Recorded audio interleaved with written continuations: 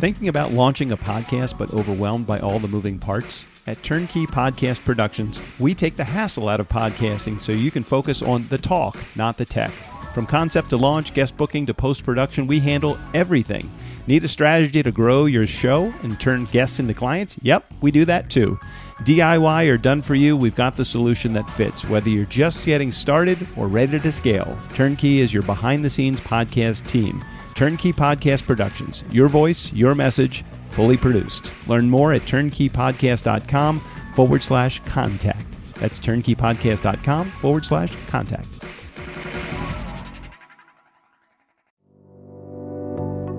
Thinking about selling your business or planning your next big move?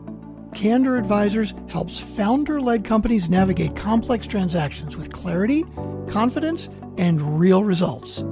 With over $1.5 billion in transactions under their belt, they know how to get deals done on your terms. Don't just take the first offer that comes your way. Get expert guidance from people who've been there.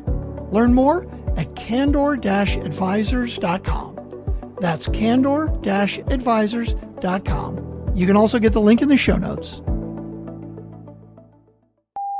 I'm moving to Montana soon. Gonna be a dental floss tycoon. Or maybe I'll just listen to today's Nice Guys on Business. Running a business is really not that complicated, right? It's money coming in and money going out. That's all it is. Big circle. You know, it's not that complicated. And if you can't get your ass off to get the money coming in, you're going to fail. Like, you're going to fail. And I don't care if it's a one-person company, 1,000-person company, you've got to get sales and marketing figured out. And if you don't, the door's not going to be open. You know, like, you can't even get going with all the other things that you need to figure out. So I think that would be the biggest thing is people need to focus on is like, figure out how to sell. Put that coffee down. Coffee's for closers only. And the Nice Guys on Business. Go from where you are now to where you could be. Get expert tips to grow your business, to be more productive and more efficient, whether you're trying to build influence, grow your community, or make it rain. Best-selling author of Nice Guys Finish First, Doug Sandler, can lead the way. The Nice Guys on Business is produced by Turnkey Podcast Productions. Now, here's your host, Doug Sandler. All right, Nice Guy community. I knew I was going to like today's guest when he quoted Dr. Seuss, "Oh, the places that you'll go." Do you remember doing that? Do you remember when you did your book? Do you remember doing that? Oh, yes, I remember. Well, today we're going to dive into the entrepreneurial fast lane with someone who didn't just beat the odds, he ignored them completely. Kevin Barnicle is our guest, and he's the kind of guy who started a legal tech company without a business degree, without industry experience, and still managed to build one of the fastest growing companies in the U.S. Not bad, right? Now retired at age 45, at least as of the writing of this intro. Yeah, you heard that, retired. Kevin spends his time mentoring other entrepreneurs, investing in startups, and sharing the real-world lessons that got him here. He's an author, he's a founder, and basically your favorite business podcast guest waiting to happen. So let's dive in. Recruitment, scaling, failing forward, and everything in between. Kevin, welcome to the Nice Guys on Business podcast. Thanks, Doug. Thanks for having me. I'm excited to be here. So let's start with the obvious question that most people are going to have.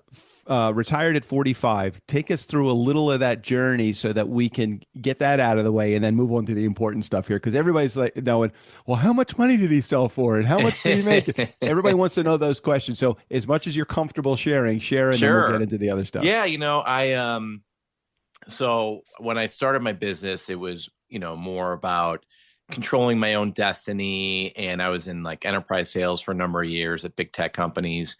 Started the company, it was more about controlling my own future and controlling my own destiny. When I got, 6 or 7 years into the business, I started kind of actively thinking about, man, this would be great if I could kind of sell this and retire early and do what I want to do, whatever I want to do for the rest of my life. And so it became a reality. There was companies reaching out about, inquiring about potentially selling the company. I actually met with a financial planner who I'd been working with already. And I said, hey, what would this actually look like? Like, how could I retire young? Right. And, so they there's a whole methodology that they walk you through. And a lot of it has to deal with, okay, what are your monthly expenses? Where, how old are your kids? Blah, blah, blah, blah, blah. And, what is your lifestyle like? And I'm pretty live below my means kind of guy. I'm not like I need to have, fancy sports cars or anything like that. So we kind of came up with a number. And so that kind of became my number in my head of, okay, if I'm going to sell this thing, then I need to kind of get there. Right. And I had that, thought in my head as I went through the process of selling the company. And fortunately, I was able to kind of get to that number kind of in two different parts. Kind of, I had two bites of the apple, so to speak, but I sold 70% of the company. And then, you receive a check then. And, I essentially rolled some of my equity into it, went to a large organization, kind of merged with them. And then 3.5 years later, sold the second part of the company. We'd grown 400%. Actually, the second check was bigger than the first, not by a ton, but that's cool. Which was great. So then, I catch a lot of shit for it. I'm so glad I can swear on this podcast. Yeah. So excited about that. The book that I just wrote has been getting great reviews, but the only negative reviews I get are like, "Oh, there's some strong language in it." Oh, hello. Whatever. Fuck them. Yeah, no, exactly. And I'm like, if they can't handle the word shit, maybe they shouldn't be like, starting a company. Right. But anyways, so I do take a lot of shit for it, and I love it. It's been phenomenal. It is kind of the other side of the rainbow for a lot of entrepreneurs. That was always what it was for me. It was about freedom. It wasn't about money really. It was about wanting to do what I want to do, and that's what I'm doing now. Following passion projects, spending a lot of time with my kids and family, which I was not able to do as much when I was running the company. And I know we had chatted about it before, but if you're bored in retirement, you're doing it wrong. So I'm loving every second of it. So let's take the pre, and you're still pre 50, correct? So you're I'm 48 now. I was 45 when I retired. Right. Yeah. Okay. So retired at 45, 48, spend 3 years doing the retirement thing. At some point, there is an itch that probably either continues to need to be scratched or it gets more amplified because of your absence from the market. It's really hard to keep an ambitious person from not generating revenue. And I think I was mentioning to you, my passion projects are rebuilding cars and old stuff. It's for some reason it became a moneymaker. That was never the intention. Does that follow you as an ambitious entrepreneur, that no matter what you're going to go through, you're probably going to figure out how to make money at it? Yeah, it's totally. I mean, if you look at it, I had some thoughts about what I would do afterwards, and I really wanted to kind of pursue some passion projects. And so I wrote a book, that was always a dream of mine, become a published author. So wrote a book, but now it's like part of the reason we got introduced is like, okay, I wrote this book, but now I want this thing to sell, and it's like, I got to do the podcast circuit, and okay, I want to get out there and kind of sell this thing. So even though I don't really need the money, and that's not why I didn't do it, I'm like, your brain does go there. Yeah. And it's kind of like a game, Right. And, I was mentioning a little bit before, I'm very passionate about entrepreneurship. I like trying to instill these lessons into my kids. So I'm going to start a side ATM business, just something locally with my kids to kind of teach them about business. So then my brain starts going there. So even though you are retired, you start thinking of these things. And yeah, it's really about turning my passions into supplying kind of passive income. I'm not really trying to do something. And I have some rental properties. I love real estate. I have some vacation rental properties. They provide me some income. So that is the cool thing about it. If you do get yourself in a situation where you have enough money where you don't have to work anymore, you can pursue passions and then you can monetize them, to your point. Were you the guy, like, I guess I was this guy, and again, this is not a bad thing. It's just the reality of where I think there is a certain mold that folks fit into, and maybe you fit into this mold. Were you the guy that was like playing on the playground in elementary school, trying to figure out how to make a business out of everything, not knowing really what business was? Or were you the guy that said, this is what I'm going to do, and I'm going to go to school, and I'm going to get a great education? And I mean, which one were you along the way? Or maybe you were a combination of both. No, I was definitely the first one. It was more of, just, I don't know. I was always kind of fascinated, especially with I remember looking back as a kid. It's kind of like the rich dad, poor dad thing where my dad was great, lawyer, successful, but in kind of the context of that book, it was kind of the poor dad. And then I would see my friends' dads that were like entrepreneurs. And there was one, this like my best friend's dad, Mr. April's guy's name. And he was a total entrepreneur. He was a commodities trader and he's like living this kind of lifestyle. And he didn't have any boss and he's at home in the summer at like 2 o'clock in the pool. And I'm like, what does this guy do? But yes, I would look at opportunities like, and I still did this for my day. This is the way my brain works. It's like, how would I do this? How would I monetize this or whatever? So I'm the kind of the traditional path of, getting a great job and, and moving up the corporate ladder. Like I was always in sales and that was as corporate as I could get. And that's the most kind of entrepreneurship job you can probably have in corporate America is being a salesman. Like they're trying to push me into management, no interest, zero interest. Yeah. So, but yeah, no, it's definitely the kid that was kind of like always, gamifying things too. You don't have to say that too many times to me as growing up as son of the guy that was the sales guru, Dave Sandler, as growing up as that guy. I always knew that I'm 100% agreeing with you. The best way to entrepreneurship is through selling in corporate America as a way to get your chops. 100%. And then once you got them, just go figure out how to start a business using the skills that you've created as a top-notch sales guy and go out there and just pound the hell out of whatever it is that you're going to do. It doesn't even really matter what I sell because I just love the relationship build and the selling side 100%. of things. You sound exactly like me. Like I literally, like I've said that same thing to like, I'll have some like younger kids come out to me like, hey, I'm still trying to figure out what I want to do. I'm like, go into sales. I'm like, A, you'll get a job. You'll learn so much about business, right? Because there's so many elements of being a salesperson to being a successful business. And I talk about it in my book. It's like, it is the thing. If you can figure that out, like my niece is kind of an introvert. I was like, you go into sales, like, whatever. It's okay that you don't know what it's like that last summer, she took a job like as an intern, like selling tractors. Right. It's some like crazy thing. I'm like, that's awesome. She loved it. And she learned so much. And I'm like, also you learn that maybe you don't want to do that, but you'll learn a lot in sales. And it's the easiest path to get a good corporate job. Well, and you learn about like how to build relationships. You learn about soft skills. You learn about mirroring people. You learn about all 100%. of the things that you need to know in order to make shit happen in the quote unquote the real world. Well, so what is it that most people, and maybe that was it, but what is it that most people that are entrepreneurs don't get right? Where is it that they stumble so early on? Because I think personally, it's I don't know what it is, what I want to do. I don't know where my passion lies. I'm like, just get started doing something. An object in motion tends to stay in motion. An object at rest tends to stay at rest. Is that where you think people go wrong or what? I think even the step before that, there's so many entrepreneurs that won't get started because they're so fearful, right?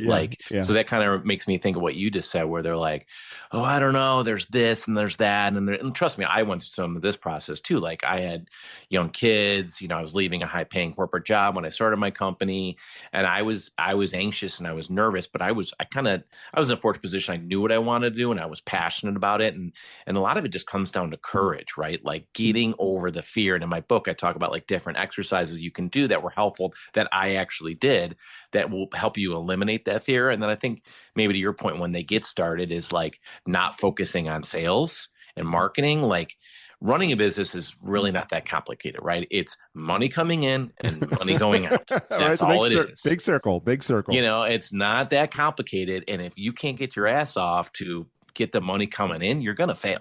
Like you're going to fail. And I don't care if it's a 1-person company, a 1,000-person company, you've got to get sales and marketing figured out. And if you don't, the door's not going to be open. Like you can't even get going with all the other things that you need to figure out.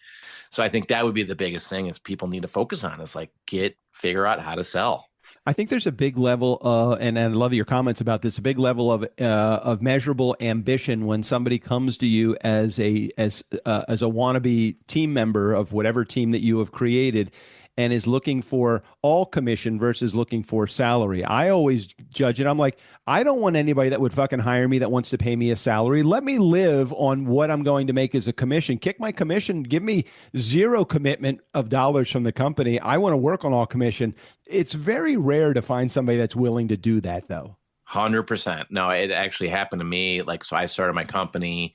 I was, a sales guy at a major, EMC corporation, Fortune 500 company, and I had a bunch of teammates, right? And it's like 6 months in, and the company's doing really well. We're hit the old EMC salespeople are hearing how well I'm doing, and one of my buddies is a sales guy there, and he's making probably $150,000 salary at that company. Comes, he's like, "Hey man, I want to join you," and I'm like, "Time out! Like, I'm not sure I'm ready, dude. Like, you gotta hold it back a little bit." And he's like, "I'll work commission only," and I'm like, okay, now we're talking, Done and deal. because it showed me he had confidence, and he had some skin in the game, and I gave him a very high percentage commission that was like over the top. I was like, hey man, and I knew he had so that made me really excited. Now fast forward, like 6 months later, there was another guy that I worked with, excuse me, and he wanted to be a sales guy, never really was given the opportunity. And he came to me and he's like, well, I have this salary requirements and this, that, and the other. I'm like, too bad. Sorry, Oh, don't need you. no. And he's like, wait. And I'm like, listen, man, I am not going to give you a salary that you're going to be comfortable with because you'll be lazy. And this guy wasn't like, he had never been really in sales before. I'm like, you won't be motivated enough. You need to be like waking up every morning, like obsessed with what you're going to sell. And if you're not feeling that way, like, don't come to me looking for a salary. Like, I'll give you all the experience. You can pick my brain. I'd always had a lot of success in sales. So I'm like, I'll help you with everything. I'll get on sales calls. I'll do everything, but you got to find the deals. Don't be waiting for me to help you find the deals. So anyways, I totally agree. The commission only salespeople, even I have a lot of friends, in my mid 40s, early 50s are still only commission. And it's like, that's what they want. Why wouldn't you want, if you're not being paid a salary, you have to answer to no one. I mean, literally, 100%. I could work for 3 other companies at the same time if I chose to, because look, I'm bringing in the sales. Look, you have me on quota. Put me on as much quota as you want to. I'm not necessarily committing to making the quota because you're not paying me any money. But at the same time, so is this a conversation about entrepreneurship, or is this a conversation about selling, or is there too gray a line in between the two? Because you said, hey, look, business is pretty simple. It's money coming in and money going out. So nothing happens before you sell something. So isn't entrepreneurship really a conversation about selling, or not necessarily? Yeah, I mean, it's the start, right? I mean, I for sure. And I think that was why my company got off to a pretty fast start, because that was so natural to me, the selling. But then there is so much other stuff, between the operations of the company. And I was laughing, listening to one of your podcasts. You're like, I suck at a lot of things, right? So I'm not going to do those things. And that's what I was the same way. I was like, I'm trying to figure out that we were growing really fast. I'm like hiring all these people, and like I'm like trying to get in the operations, and I'm like, I am terrible at this. I need to outsource this and bring some people in, whatever. So there's a lot more to running a business than just selling.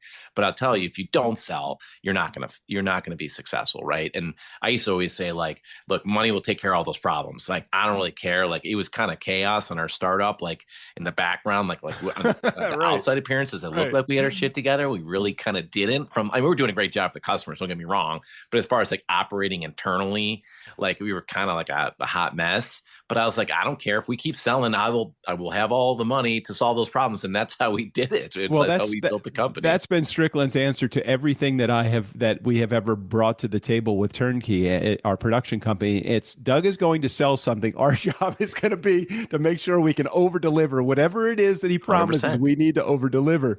Yeah, and that really it's interesting, and I'd love your comments on this. And you brought up a perfect episode, and Strickland and I talk about this all the time. Until we started focusing on what Gay Hendricks calls your zone of genius, not your zone of excellence and not your zone of competence. Many people are stuck in their zone of competence of doing things that they can do, but they're not. Look, can I build a website? Probably. I mean, using Squarespace and some WordPress tools, probably could build a website. But fuck, why the hell would I want to be in there? It's not a money-making venture for me, and I'm not really that good at it.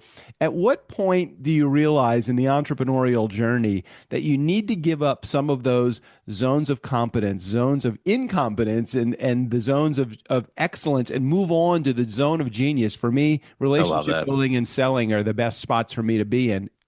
So at what point do people realize that? Or maybe just, I'd love your comments about Yeah, that. no, by the way, I love the zone of genius thing. I never heard that before I heard you say it on the podcast, and it made me think about it today. But so for me, it was year two, right? So we had grown the company. I had never managed anyone before. At the end of year one, I had 10 employees. Like I started by myself. So we were growing really fast. So I hire a COO to kind of come on and kind of, handle the operations of the business and try to get like employee agreements. I mean, we had agreements and stuff, but start like getting shit handled together. So the first 90 days he's there, we're like going through all this stuff. We're trying to solve all these problems that I kind of had created in this chaos, but we were doing very well, right? Everything was kind of successful. In the meantime, I'm kind of taken out of my role as much. Not, I'm still doing it, but not as well. Like as the leader and focusing on sales and bringing more and more people into the organization. And in those 90 days, we had one of our worst quarters ever because I was so focused on we got to fix these problems and listening to this guy and helping them out. I was miserable and the team was miserable. And I Right. was like, fuck this. I'm Right. going back to, I don't care if it's chaos internally. I'm going to go back at what I'm doing good at, and that's selling and whatever. And we were still, it's year two of business. There's still very shaky Yeah. waters, Yeah. Yeah. Yeah. nothing. So I was like, I need to like get this thing going again. And then that next quarter, everything kind of went back up. Sales went back up. And I'm like, I'm never doing that again. Right. Like I Right. was like, I'm not going to listen to someone telling me we need to fix all these problems when we're doing a great job for the customer. We're selling. Really, those are the problems. Like those are the problems you really need to solve. So for me, it was year two. And then for the rest of the time, like I'm glad I kind of went through it because it was a painful learning lesson, but it was a lesson like, no, I'm not going to focus on all the internal problems. I'm going to focus on the opportunities, and then we'll have enough money to solve those problems. And that's how it worked. And it continued to work that way. So let go beyond that though, because I'm really curious, because this is probably the phase that Strick and I are stuck in right now. We've built a really healthy business. We've been around for 10 years as a podcast, 8 years producing other It's people's amazing. podcasts. Congratulations, by the way. Thanks. So we've been doing this for a long time. We know what we're doing. We have it dialed in. We know our zone of genius, but then we still got to this point where I've taken this so far beyond where I took my DJ business, which was just a business of selling DJ Doug and DJ Doug's disciples. We were able to do that, and that's great. But we're in another rut, and the other rut is not. It's not a bad place to be because we have a very good income for me coming in the Sure. door, and I'm comfortable there. But it's like, okay, and I'm not even doing this necessarily because I want the money. I'm doing this because I want to get over this next hump. And that next Yep. hump is, how do we take where we are right now and take it to the next level, which is we know we have our hands on a 7-figure business. We just can't figure out how to fucking turn the screw to get it there. What do we do? Sure. What do we need to do? Yeah, I mean, obviously, I don't know that much about the podcast business, to be honest. But I mean, I would just look at it from like almost like a strategic partnerships, right? Like, I mean, if I was to come in, I would sit down with you. Okay, let's talk about like how do you get your leads? How do you convert the leads or whatever? Okay, what are those funnels? Is there a different funnel that we could potentially look at, like strategic partnerships? That was always something that we kind of did. Was okay. We had our own sales guys kind of selling to customers and outbound prospecting, but then we kind of not change our approach, but modified our approach a little bit to where we would partner with Right, right, sales people at other right, companies. Like, we'll help right. you sell your software. We want the services, blah, blah. And then we just took off like a rocket ship. And it's really, how can what I'm doing make someone else money, and figure out how to partner with them. And whether you're giving them like a spiff or you're just introducing them to new business for them.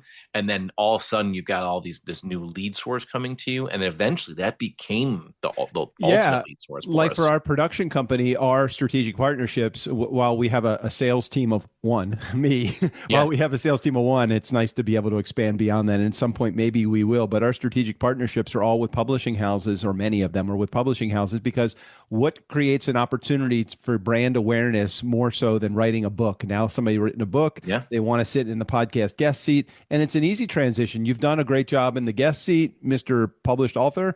Wouldn't you like to take the host role and have more control and build community? It's Yeah. a really easy turn. So for us, that has been a significant strategic partnership.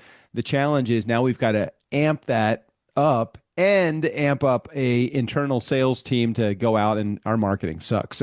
So we don't have any marketing effort out there on the street right now, which again could be two avenues. We just don't know how to do it. So now we're just figuring out, okay, how do we get our arms around this? Yeah, I mean, and I heard you talk to one of your most recent guests around, marketing, and I have a whole chapter in my book around like outbound marketing and inbound marketing, right? Right, Outbound right. is like the traditional advertising, whatever that be, digital or print, and cold calling. I don't know if you had to do it for DJ Doug, but like I was sat early in my sales career, sat in a Of room with a course. telephone book and making calls, and it's like Yes, of the course. worst. It does Yes. not work. Hated that. It doesn't. And then it's figuring out inbound marketing, right? How do I get leads coming to me? Yeah, yeah, yeah. And so that's what we focused our efforts on. And a lot of it was education in our space, is going out and educating these sales reps of these companies. These are what your products do that you're actually selling, because we're experts in this little niche. And if someone asks you these questions, bring us in and we'll help you sell it. And I'm then, by just the too, way, we're going to get this. I'm just too fucking lazy. It's just what it is. I mean, I'm Well, that's a ambitious. problem. I'm ambitiously lazy. I really like doing what I do, and I'm willing to put as much time and if I had an unlimited stream of warm leads coming in the door, I'd have no problem just sitting on the phone all day and having Yeah. great fun conversations with people. That's your challenge, right? You got to figure that out. How do you get those, whether Right. that's like Right. putting content out there, getting people to find you, right? Because it's harder to get people to pick up the phone or whatever. It's easier if you put a piece of content out there and then they Right. call you. Right. So Right. that would be, I mean, I once again don't know much about the podcast business, Right. but Right. that would be what I would do if I were you, if I was in your shoes. So talk to our community about the book. It sounds like you've referred to it many times in this episode, and I'm excited to be able to In share an annoying it way, or no, not at all. But it does. I always encourage my my published clients, especially when we are doing like a podcast tour, and one of the shows is mine, but also the other shows that they're going on. I always encourage them to remind them in the book. I say, and you've done a really good job subliminally planting that message too, enough so where I thought, hey, he's promoting the book, and I forgot to even tell you to promote the book other than just the link. You can take the guy to sales, not the sales out of the guy. I understand. Well, that's probably reason why you have several hundred reviews on the book. I tell everybody again, published author, get yourself to 100 reviews as quickly as you can, because then you get in a different space with Amazon. They start promoting your book. Well, if you like Good to Great, you'll really like Kevin Barnicle's book also. So, which, by the way, I love that book, but the Good to Great. But I mean, really, at the end of the day, I like Spencer Johnson, Who Moved My Cheese books, not Jim Collins' Good to Great. I cannot stand reading technical books like that. But really, sorry. Well, that's part of ironically, part of the reason I wrote my books. But yeah, I read a lot. I read about 200 books a year. I learn how to speed read, and I really enjoy the process of reading. And I also write. I like journal and things every morning. So I thought it'd be fun. Since I'm retired, passion project, and I was thinking, what would I write about, right? And I was like, there's all these things, there's categories and stuff of like what things sell. And then one's like, how to start a business. I'm like, I know how to do that. And I also not only do know how to do that, I read both of those books you just talked about and about 200 other ones. And so you kind of know, it's like the consume produce much. I consumed a lot of books. I know I could produce something pretty good.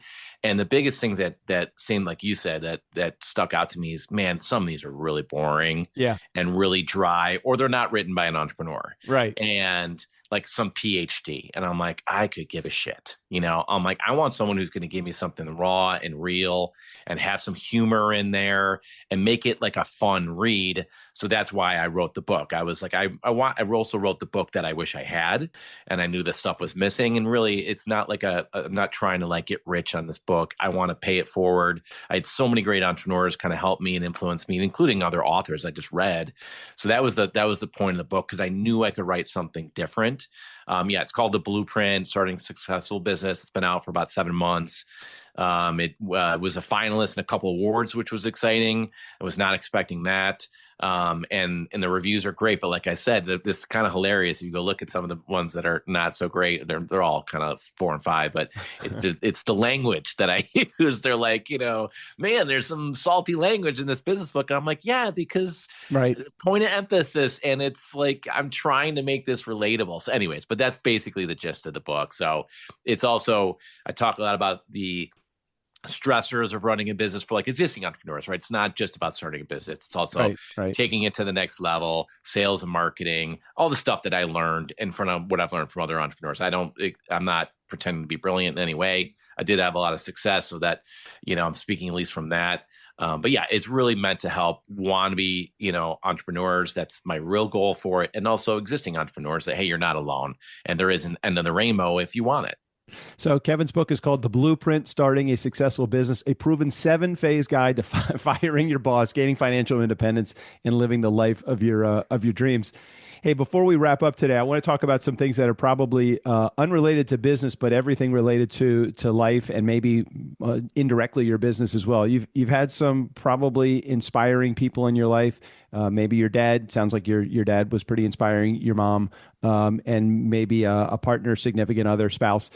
Maybe just share just with each one of those people in your life, or maybe someone that I'm not thinking of, what inspiration they provided you to get you to know, like I can just think back to when I was a kid and my mom, who was a single mom raising us, put me in front of a mirror, and she would say things like, you see that guy in the mirror, he's good. You'll accomplish a lot in Love life. I that. mean, these are things as an 8-year-old, you're like, that's hokey. You feel like it's kind of weird, mom, but you love your mom, so you go through it. And then those are things that have stuck with me my entire life, Yeah. without putting an ego. So, talk about your mom, your dad, and maybe a significant other in your life that have Yeah, I mean, I inspired think you. the one that stands out the most, and I'm happy to talk about my mom and dad, my wife, and I'll just tell you a kind of a quick story is, so I was a successful sales guy. I was always winning kind of like salesman of the year awards or whatever. And I saw this market opportunity and thought about starting the company.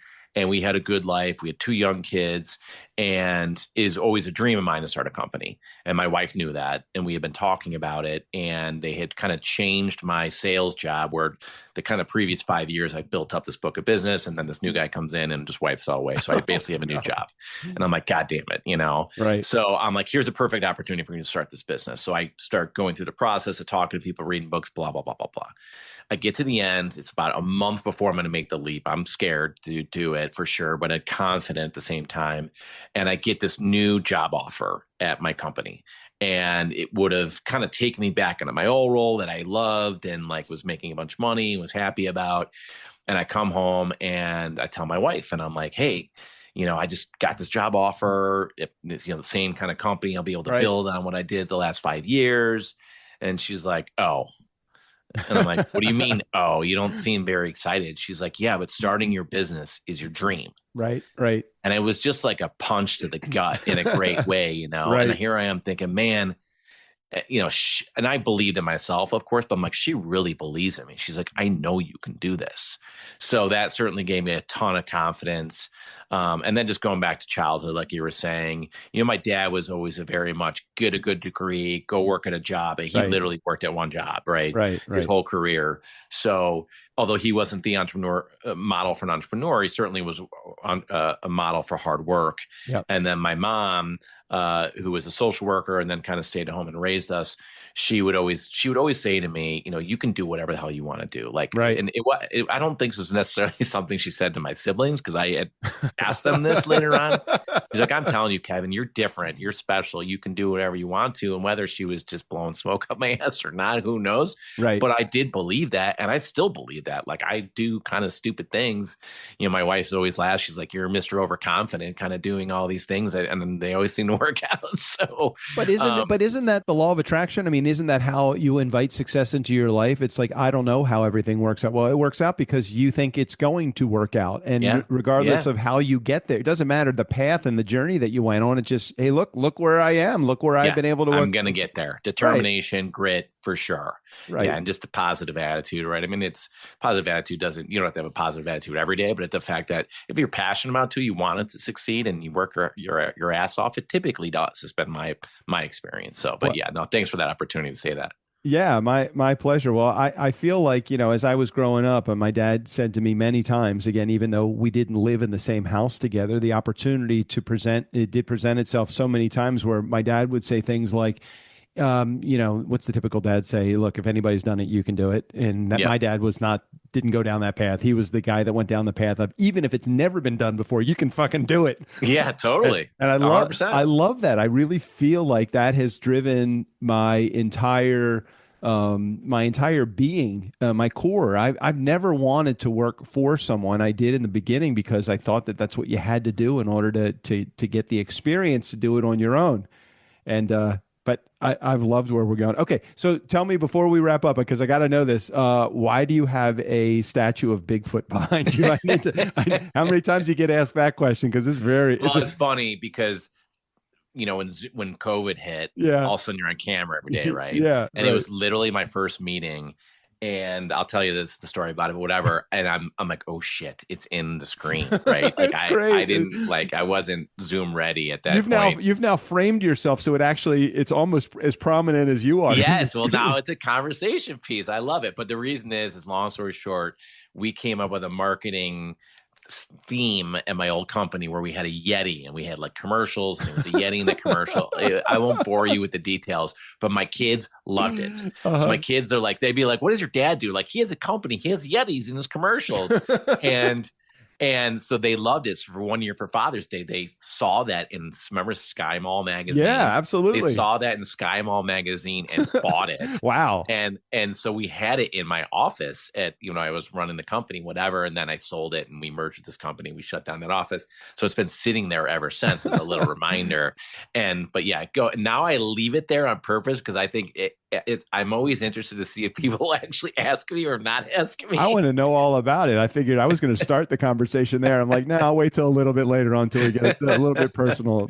I love that you were curious about it because some people don't ask me. I'm like, this is a little weird. They didn't ask me. I know I would be like, what the hell's with the Yeti? Well, I'm very curious guy to begin with, and I think that that's part of my entrepreneurial gene. It's like that makes you a good entrepreneur. I just want to know more. I just want to understand Me too, what goes on. What should I be asking you that I haven't asked you? What do you want to share with our audience? I know how to run an interview, but at the same time, I don't know what's in your head. So anything you want to share? This has been fun. First off, this has been fun. Thank you so much. I really enjoyed this. Actually, I feel like I've known you for a while. Thanks. I would just say, every chance that I kind of get to talk to entrepreneurs, I would say like, I get it. I know how hard it is. And I know, heavy is the head that wears the crown a lot of times. And I would really encourage folks to kind of focus on their mental health and being an entrepreneur. For me, the things that really helped was talking to a therapist. That really, really helped me when I started doing that a few years in my company. Meditating, I'm really a huge advocate of meditation for focus and creativity.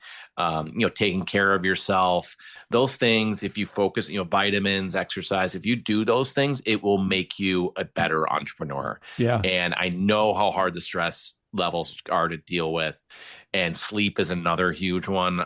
So I would just say, I think people don't talk about that enough with entrepreneurs, especially men. Like, it's mental health, just, not a widely talked about thing. So Right. I'm a big advocate of it, even in my personal life, obviously too, but I know how hard it is running a business and all the things that get thrown at you. So those things really, really, really helped me, where I just felt way more calm and focused and concentrated. Nice. Well, I appreciate you sharing that. I know we talked about that right before I hit record and I forgot completely about it. So I'm glad you brought that up. Yeah, for those that are in our community, I mean, even some of the apps on your smartphone can really help you get in the right headspace and the right, just putting you in the right perspective to understand that what we do is not rocket science. Yes, it is challenging, and it can be challenging on you. And give yourself some me time on your schedule. I remember early on that my daughter would say to me, you have a packed schedule, and not one of those schedule slots is for you to go to the gym or for you to go hiking or any of that. So take care of yourself and do that. Thank you for bringing that up. Yeah. Well, Kevin, thank you. This has really been a fun interview. I'm excited to get some feedback from our community and see what they have to say about what we have talked about today. So thanks for being here. Yeah. Thanks, man. It was great meeting you. Hey, Nice Guy community, never underestimate the power of nice. Again, special thanks to our guest. All of his information, including access to his book, right there in the show notes. Steve O'Brien, go ahead and take us out of here. For Doug Strickland, the Nice Guys on Business podcast, I'm Steve O'Brien.